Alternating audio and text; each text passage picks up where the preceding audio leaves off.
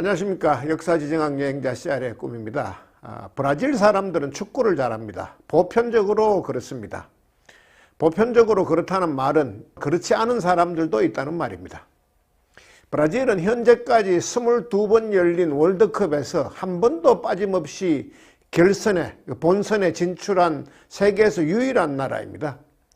또 5회 우승으로 월드컵 최다 우승국이기도 합니다. 프랑스, 독일, 이탈리아, 영국 등 축구를 잘한다는 나라는 유럽에도 많지만 그 어느 나라도 브라질처럼 절대적인 축구 강국으로 인정받지는 못합니다.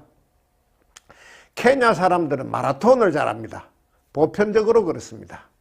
2001년도 보스턴 마라톤에서 한국의 이봉주 선수가 우승을 했을 때 미국 언론들은 케냐의 10연패를 저지했다면서 크게 기사로 다뤘습니다. 2018년 기준으로 세계 상위권 100명의 마라톤 기록 보유자 가운데 무려 58명이 케냐 선수입니다. 어떤 나라 사람들이 특정한 어떤 종목, 어떤 부분에 뛰어난 기량을 발휘한다는 것은 그것과 생활이 밀접하게 관련이 되어 있는 경우가 많습니다. 브라질 사람들은 아주 짧은 시간, 작은 공간만 있어도 축구를 한답니다. 특히 아이들이 그렇습니다. 그곳이 해변이든 공터든 가리지를 않고 모두들 모여서 축구를 한답니다. 축구는 그들의 피와 삶 속에 녹아 있는 것입니다. 자신들 스스로도 축구 외에는 별로 할 것이 없다 이렇게 말하기도 합니다. 그래서 축구할 때 브라질 사람들은 신이 나 보입니다. 동작은 아름답고 부드럽습니다. 소위 예술처럼 축구를 합니다. 케냐 사람들은 옛날부터 수시로 달렸습니다. 케냐는 전체적으로 해발 고도가 높은 나라입니다. 해발 2000m 이상의 고산지대가 많습니다. 케냐는 광활한 세렝게티 초원의 일부를 국토에 포함하고 있습니다. 탄자니아 쪽 초원을 세렝게티라고 하고 케냐 쪽은 마사이 마라라고 합니다. 케냐 사람들은 옛날부터 시도 때도 없이 마사이 마라를 달렸습니다. 결국 그들은 따로 연습을 하지 않고 마라톤 대회에 나가도 놀라운 기록을 냈습니다. 영국으로부터 독립한 이듬해인 1964년의 도쿄올림픽에서 동메달, 바로 그 다음번의 멕시코시티 올림픽에서는 금메달을 차지했습니다. 그쯤 되면 그들의 유전자에 마라톤이 새겨져 있다고 할 수밖에 없습니다. 한국 사람들은 노래를 잘합니다. 보편적으로 그렇습니다. 그 말은 한국 사람 중에도 음치나 박치가 있다는 이야기입니다. 근데 일반적으로 노래를 아주 잘한다는 이야기입니다. 계량화, 수치화된 통계가 없어서 확실히 그렇다고 말하기는 어렵습니다만 여러 가지 정황 증거들이 그것을 입증해 주고 있습니다. 따지고 보면 그럴 수밖에 없다고도 생각합니다. 한국인 만큼 노래에 진심인 민족은 찾아보기 어렵습니다. 오랜 세월 동안 한국인에게는 춤과 노래가 생활이었습니다. 정말 춤과 노래가 진심이었습니다. 우리 역사로는 열국시대, 만주와 한반도에 고조선, 부여, 고구려, 백제, 삼한 등이 자리 잡고 있을 때 이미 한민족 사람들은 춤과 노래에 아주 열정적인 민족이라고 중국의 역사서 여러 곳에 기록이 남아 있습니다. 그 이후에도 신라의 향가, 고려가요, 또 조선시대의 판소리, 창에 이르기까지 한민족은 최소한 2000년 이상 춤추고 노래하는 것을 생활화했던 민족입니다. 요즘은 어떤지 모르겠지만 불과 한 세대 전, 지금의 5, 60대들이 20, 30대였던 시절만 해도 또래 젊은이들끼리의 모임에서는 거의 반드시라고 해도 될 만큼 노래를 부르는 순서가 많았습니다. 캠퍼스에서도 둘러앉아 기타 반주로 노래를 불렀고 학교 앞의 주점에서도 노래를 불렀습니다. 처음에는 한 명씩 돌아가면서 노래를 부르다가 10중 8구는 떼창으로 이어졌습니다. MT에서도 그랬고 회사나 학교의 신입생 환영회에서도 그랬습니다. 그런 자리에서 노래 부르기를 지명당했을 때 빨리 노래를 하지 않으면 안 나오면 쳐들어간다 쿵짜작 쿵짝 하는 노래를 부르면서 빨리 노래 부르기를 재촉했습니다. 그래도 노래를 하지 않으면 노래를 못하면 장가도 못 가요. 아 미운 사람 뭐 이런 원래의 가사를 다소 웃기게 고쳐 만든 이상한 노래를 부르면서까지 노래 부르기를 강요했었습니다. 그 한국 사람들이 얼마나 노래 부르기에 진심이었냐 하는 것은 한국의 방송 프로그램을 보면 알 수 있습니다. 한국의 TV에는 밤낮 없이 요일 없이 노래하는 프로그램이 방송됩니다. 방송국은 시청률에 목숨 거는 비즈니스입니다. 시청률이 제대로 나올 것 같지 않으면 아예 처음부터 프로그램을 만들지도 않습니다. 또 설령 방송을 시작했다 해도 시청률이 낮으면 광고도 붙지 않고 광고가 없으면 프로그램은 자동으로 폐지됩니다. 방송시간, 소위 편성이라고 하는 것도 좋은 시간을 배정받을 수 없습니다.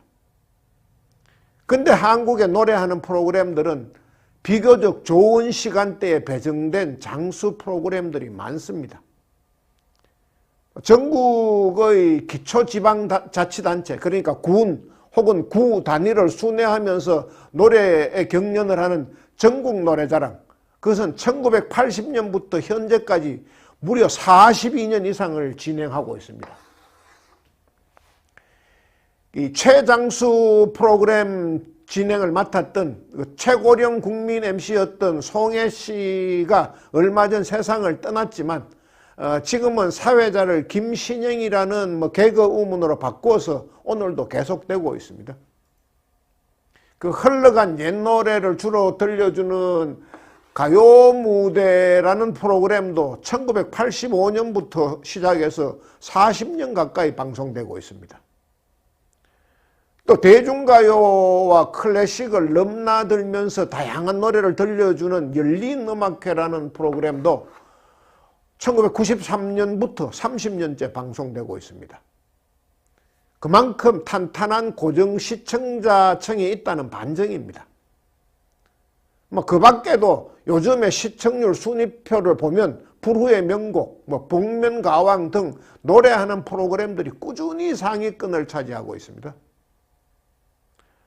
또 방송국들은 끊임없이 노래 잘하는 사람을 뽑는 경연대회, 소위 오디션 프로그램을 만들어내고 있습니다. 웬만한 오디션 프로그램은 기본 시청률과 화제성을 보장해 주기 때문에 그렇습니다. 시청자들도 자신들이 심사위원인 것처럼 생각하면서 경연 프로그램에 몰입합니다. 주부를 대상으로 했던 주부가요열창, 대학생을 대상으로 한 대학가요제와 강변가요제, 또 젊은이들을 열광하게 만들었던 슈퍼스타 K, K-팝 스타, 요즘의 미스터 트롯, 또 연예인 대상의 도전 천국 등 전설적인 오디션 프로그램들이 끝없이 이어졌습니다.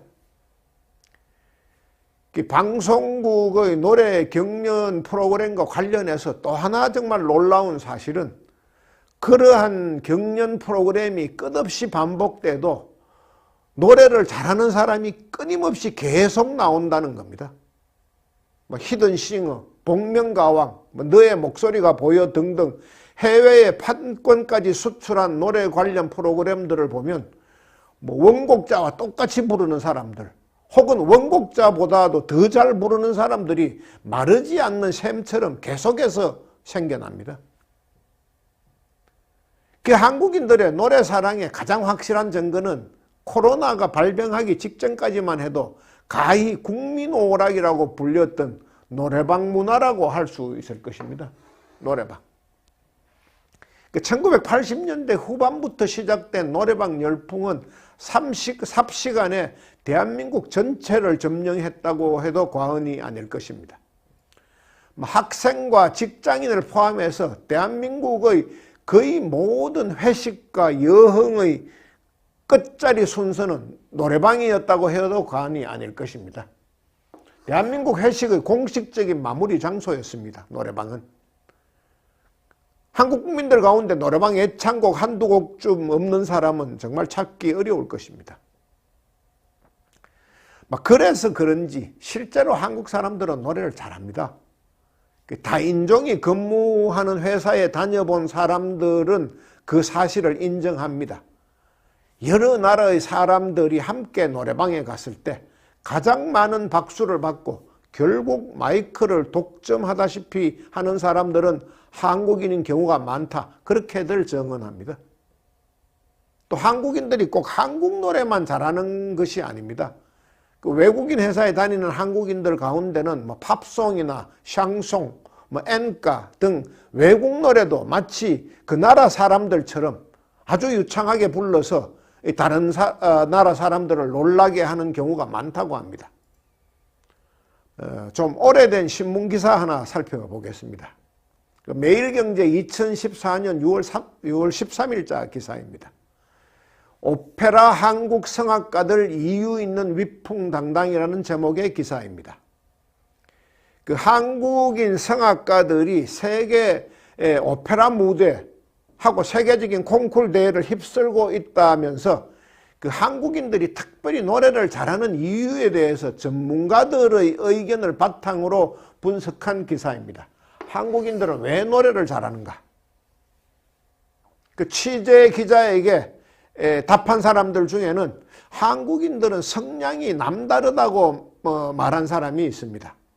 한국인들은 광대뼈가 넓어서 얼굴이 작고 갸름한 서양 사람보다 공명에 훨씬 더 유리하다 이렇게 설명했습니다. 또 한국인들이 발성이 더 정확하다고 말한 사람도 있습니다. 한국어에는 열린 모음이 많아서 세계 언어를 쉽게 발음하고 그것이 가사 전달에 큰 도움이 된다 이렇게 말했습니다. 또 기후 등 자연 조건을 거론한 사람도 있습니다. 그 청중을 감동시키는 데는 감정 전달이 특히 중요한데 노래에서 사계절이 뚜렷한 나라의 사람들이 열대나 한대에 치우친 나라 사람들보다 감정 표현에 뛰어나다고 했습니다. 스페인과 이탈리아 등 지중해와 접한 반도 국가에서 좋은 테너가 많이 배출되는 이유도 그런 이유 때문이라면서 한국도 그 스페인, 이탈리아 이런 나라와 자연 조건이 아주 비슷하다는 겁니다. 그 세계 성악가들의 꿈의 무대라고 불리는 뉴욕의 메트로폴리탄 오페라 하우스에서 그 한국인 최초로 주역을 맡았던 소프라노 홍혜경 씨는 다른 언론과의 인터뷰에서 이렇게 말한 바가 있습니다. 한국인들은 노래 잘하는 감정적인 성격과 얼굴, 또 체격, 목소리 상자를 타고 태어난 민족이다. 그 소리와 연기는 모두 한국인의 피 속에 녹아있는 것이다. 이렇게 말했습니다. 근데 한 미국인 인류학자가 한국인들이 노래를 잘하는 이유를 종합적으로 연구한 책을 내기도 했습니다. 하버드 대학교 인류학과의 니콜라스 하크니스라는 교수가 그 주인공입니다. 제목은 Songs of Seoul, 서울의 노래입니다. Songs of Seoul. 그 부제는 한국 기독교의 목소리에 관한 민족지학입니다. 2013년에 발간됐는데 이 책은 이제 미국 인류학협회가 주는 상당히 권위 있는 상인 에드워드 세피아 상도 받았습니다. 그렇지만 대중적으로는 그렇게 큰 관심을 얻지 못한 것 같습니다. 한국어로 번역되지 않은 것을 보면 짐작할 수 있습니다. 책 내용이 너무 전문적이기도 하고 또 부제에서도 짐작할 수 있지만 기독교적인 색채가 너무 강해서 보편성에 문제가 있어서 번역되지 않은 것 같습니다. 저도 그 책의 존재를 최근에 알았고 아직 책을 읽어보지는 못했습니다. 다만 이제 요점을 정리해 놓은 신문 기사가 있어서 그것을 참고했습니다. 하여간 하크니스 교수는 한국인이 노래를 잘하는 이유에 대해서 5가지 이유를 제시했습니다. 첫째는 그냥 그렇게 타고났다는 겁니다. 한국에는 어디를 가나 가수 뺨치는 노래 실력을 가진 사람이 많고, 특히 교회 성가대원 가운데는 놀라운 수준의 가창력을 보이는 사람이 많다, 이렇게 기술했습니다. 그 두 번째는 한국의 노동요 풍속을 이야기했습니다. 한국 사람들은 옛날부터 힘든 노동을 할 때 항상 함께 노래를 불렀다고 했습니다. 그 시도 때도 없이 노래를 불렀던 그 풍습, 그것으로 인해서 노래가 습관화되고 체질화됐고, 그것이 노래를 잘하는 이유인 것 같다고 분석했습니다. 그 하크니스 교수는 이 부분과 관련해서 아주 재미있는 사실 한 가지를 더 이야기했는데, 그 부분은 조금 이따가 좀 더 자세히 짚어보겠습니다. 그 하크니스 교수가 말한 세 번째, 그것은 한국의 자연환경과 발음에 대한 것입니다. 이 부분은 앞서 말씀드렸던 한국인이 노래 잘하는 이유를 분석한 다른 전문가들의 의견과 많이 겹칩니다. 유럽에서는 이탈리아 사람들이 노래를 가장 잘하고, 동양권에서는 한국 사람들이 특히 노래를 잘하는데, 그것은 두 나라의 자연 조건이 굉장히 닮았기 때문이라는 겁니다. 그 사계절이 분명하고 산과 언덕이 많은 반도지형이다. 또 두 나라 모두 발음이 선명해서 노래를 부르기가 좋고 전달력이 뛰어나다는 것입니다. 하크니스 교수가 이야기한 네 번째 이유는 목사의 설교의 영향력을 꼽았습니다. 일단 한국 사회는 기독교의 영향이 크고, 특히 목사의 설교가 파급력이 크다고 전제한 이제 하크니스 교수는, 그러한 목사들이 가수가 노래에 감정을 실어서 이제 노래를 하듯 설교 내용에 따라서 마치 변사처럼 성량과 음성의 높낮이를 조절해서 설교를 하는데, 그것이 이제 신도들한테 상당한 영향을 미치고, 그래서 신도들도 노래에 감정을 잘 싣는 것 같다, 그런 분석이었습니다. 다섯 번째는 교회 음악을 언급했습니다. 그는 이제 한국 사회에서 교회와 노래는 공생관계라고 했습니다. 그 찬송가는 글을 읽고 쓰지 못하는 사람이 많았던 시절에 한국의 기독교를 전파하는 데 큰 공을 세웠다고 했습니다.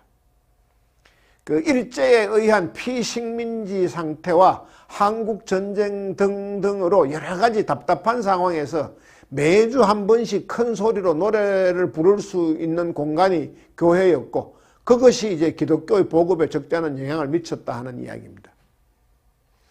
그 중에서도 성가대와 여성의 상관관계에 대해서 주목했습니다. 그 몇십 년 전까지만 해도 봉건적 질서가 많이 남아있던 한국 사회에서는 여성들에게 노래할 곳이 마땅치 않았는데, 그 교회 성가대는 그러한 여성들이 마음껏 노래 부를 수 있는 절호의 기회와 공간이었다는 것입니다. 그 목사의 설교, 또 성가대의 역할을 특별히 강조한 그 네 번째와 다섯 번째 이유를 보면, 그 히크니스 교수가 왜 책의 부제에 기독교의 음성이라고 했는지 이제 짐작할 수 있겠습니다. 그렇지만 이제 저는 그 교수의 설명 가운데 두 번째 주장, 그러니까 한국인들은 옛날부터 힘든 노동을 할 때 등등 생활의 거의 모든 장면에서 늘 노래를 불렀다고 했던 그 대목이 가장 설득력이 있다고 생각합니다. 근데 이제 그 부분에서 하크니스 교수는 이런 이야기도 했습니다. 한국은 농사일 등 여러 가지 노동을 할 때 그 10명 혹은 그 이상의 사람들이 한 조를 이루어서 작업을 했는데, 그 중의 한 사람은 일은 하지 않고 노래만 부르고도 품삯을 받아갔다는 것입니다. 그 사람은 이제 일하는 사람들이 좀 더 재밌게 일할 수 있도록 노동요를 이끌어가는 것이 그의 역할이었다는 겁니다. 상당히 공감이 가는 날카로운 분석입니다. 실제로 옛날 우리 민족의 노동 현장에는 소리꾼이 있는 경우가 많았습니다. 그 마을마다 한두 명씩은 꼭 있었던 목청 좋은 소리꾼들이 노동 현장에서 그 사람들은 고된 노동을 하지 않고도 다른 사람들의 환영을 받았고 오히려 품삯을 더 받는 경우도 많았습니다. 그 사람들은 노동 현장의 지휘자였습니다. 그 사람들이 있음으로 해서 요즘 말로 하면 노동 현장의 생산성이 더 올라갔기 때문입니다. 그러니까 이제 우리 민요는 소위 매기고 받는 식의 노래가 많습니다. 소리가 좋은 한 사람이 앞소리를 내면, 먼저 매기면 나머지 사람들이 일제히 뒷소리를 받는 형식으로 되어 있습니다. 매기고 받고. 특히 일하면서 부르는 노동요들은 10중8구 그런 형식입니다. 논을 맬 때, 타작을 할 때, 모를 찔 때, 또 지붕을 얹을 때 등등 거의 모든 노동의 현장에는 그에 걸맞는 노동요가 있었고, 노동하는 노래가 있는 곳에는 전문적이든 비전문적이든 소리꾼이 있었습니다. 그 소리꾼이 사슬을 매기면 일꾼들은 그 받는 부분을 재창을 했습니다. 지금처럼 기계를 사용해서 일을 하기 전에는 오로지 팔다리의 근력만으로 일을 하는 상황이었는데, 그때 조금이라도 노동의 힘겨움을 잊고자 그렇게 노래를 매기고 받고 했던 것입니다. 사슬을 한 자락 늘어 놓으면 모내기 한 줄이 늘어났고, 한 번 매기고 받을 때마다 이제 밭에 이랑과 고랑이 한 줄씩 생기고, 초가집 지붕에는 이영이 하나씩 올려졌습니다. 그러니까 서로 간에 신나게 노래를 매기고 받다가 보면은 어느새 이 일이 끝난 겁니다. 그러니까 소리꾼이 쾌지나 칭칭 나네 하고 소리를 매기면은 다른 일꾼들도 일제히 이 쾌지나 칭칭 내내 하고 받습니다. 그 다음부터는 정해진 가사가 없습니다. 그때부터는 소리꾼이 매기는 대로 노래가 진행이 됩니다. 소리꾼이 청천하늘에 잔별도 많고 하면은 일꾼들은 쾌지나 칭칭 나네 일제히 그렇게 노래를 받습니다. 소리꾼이 이내 갔으면 사연도 많다 뭐 이렇게 하면 또 일꾼들은 다시 쾌지나 칭칭 나네 하고 노래를 받습니다. 그렇게 이 가사는 일이 끝날 때까지 끝없이 이어집니다. 옹해야도 그렇고 강강수월래도 그렇고 진도아리랑도 그렇고 모두 그랬습니다. 그래서 이제 우리 민요는 20절, 30절은 기본이고 진도아리랑 같은 경우에는 몇 백절까지 이어졌다고 합니다. 우리 사회가 농경사회였던 만큼 민요에는 당연히 농업노동요가 압도적으로 많았습니다. 밭갈이, 모내기, 김매기, 타작할 때 그 농사를 지을 때마다 농업노동요들을 불렀습니다. 그 밖에 노동요도 많습니다. 벌목꾼들이 나무를 벨 때나 뗏목을 만들어서 나무를 운반하면서 부르는 노래, 궁궐을 짓거나 제방을 쌓을 때 부르는 토목 노동요 등도 많이 전성되고 있습니다. 특히 이제 삼면이 바다로 둘러싸인 우리나라의 여러 해안 지방에는 많은 뱃노래가 전해져 오는데, 특히 이제 서해안에서 부르는 뱃노래를 뱃따라기 이렇게 불렀습니다. 그러니까 노 젓는 소리, 닷 감는 소리, 거물 던지는 소리, 거물 당기는 소리 등 작업의 종류에 따른 노래들이 다 따로 있었습니다. 한민족은 심지어 구걸을 할 때조차 그냥 동량을 얻지 않고 말하자면 구걸 노동요를 불렀습니다. 이 잔치가 열린 집을 찾아가서 동량을 이제 얻으려고 하면은 얼씨구씨구 들어간다. 작년에 왔던 각설이 죽지도 않고 또 왔네. 이런 각설이 타령을 한바탕 구성지게 부른 후에야 이제 밥을 얻어갔습니다. 그 앞에서 이제 하크니스 교수가 한민족 여성들은 노래 부를 곳이 마땅치 않았다고 했습니다만, 여성들도 자신들끼리 있을 때는 즐겨 노래를 불렀습니다. 그 물레를 밟을 때, 배를 짤 때 노래를 불렀습니다. 소위 이제 길쌈 노동요입니다. 또 다림질을 할 때, 다듬이 방망이를 두드릴 때도 노래를 불렀고, 나무를 떠들어 들과 산으로 가서도 채집요를 불렀습니다. 그 조선시대 부녀자들이 불렀던 물레 노래, 배틀 노래, 삼삼기 노래 등은 지금도 전해져 내려오고 있는 것이 많습니다. 그 생활 노래와 그 소리꾼의 압권은 그야말로 삶의 마지막이자 장래의 마지막 부분이기도 한 상여가 나갈 때입니다. 상여는 죽은 사람의 시신을 실어서 묘지까지 나르는 도구입니다. 가마와 비슷하게 생겼지만 일반적으로 좀 더 크고 화려합니다. 마지막 가는 길이나마 아름답게 화려하게 가시라는 뜻에서 치장을 많이 합니다. 꽃을 많이 꽂은 꽃상여로 꾸미기도 합니다. 하여간 그러한 상여는 통상 10명 이상의 이렇게 상여꾼들이 상여를 이제 메고 갑니다. 근데 그런 상여꾼 가운데는 남들은 힘들게 상여를 메는데 전혀 상여를 메지 않는 사람이 한 사람이 있습니다. 소위 요령잡이라고 불리는 사람입니다. 요령을 붙들고 있습니다. 향독꾼 혹은 상독꾼이라고 불리기도 합니다. 요령을 흔들면서 노래를 부르는 이 사람은 상여꾼들의 앞이나 혹은 상여꾼들의 위에서 그 상여꾼들을 이끌면서 소위 상여소리라는 노래로서 망자의 혼을 달래고 유족들의 아픔을 위로하고 또 당장 짓무를 것처럼 어깨가 아픈 그 상여꾼들의 고통까지 잠시나마 잊게 만들어줍니다. 하여간 발인에서 하관에 이르기까지 요령잡이가 상여소리를 더 잘할수록 그 사설을 더 잘 매기고 더 구성진 소리를 낼수록 유족은 망자를 위해 장례를 더 잘 치른 것으로 인정받았습니다. 그 상여소리는 북망산천이 뭐다더니 내 집 앞이 북망일세, 이제 가면 언제 오나 오실 날이나 알려주오, 이제 이런 사설로 통상 시작이 됩니다. 그 다음에는 아침나절 성튼 몸이 저녁나절 병이 들어 신락같이 약한 몸에 태산 같은 병이 들어 부르느니 어머니요 찾는 것은 냉수로다.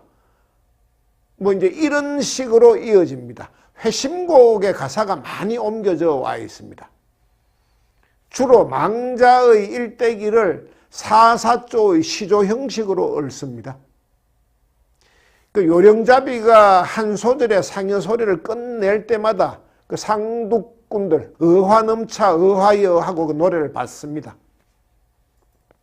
장례 와중에도 이런 노래를 부르는 것은 이제 이런 절차를 거쳐야지 망인은 이제 극락왕생하고 자손들은 복을 받는다는 그 사후 세계에 대한 믿음이 깔려 있기 때문입니다. 하여간 한민족은 일상은 물론이고 장래의 순간까지 삶의 마지막 순간까지도 노래를 불렀습니다. 근데 그처럼 이제 한국인들이 노래를 잘한다는 것이 그냥 우리끼리 한민족끼리만 즐기는 것이고 그러려니 하고 넘어가는 그런 것인 줄 알았습니다. 근데 그게 아니었습니다. 어느 순간부터 그것이 한류라는 물결이 되기 시작했고 마침내 대한민국 국격을 상승시키는 데 아주 큰 역할을 담당하게 됐습니다. 그 부분에 대한 자세한 이야기는 다음 시간에 말씀드리겠습니다. 오늘은 여기까지 하겠습니다. 감사합니다.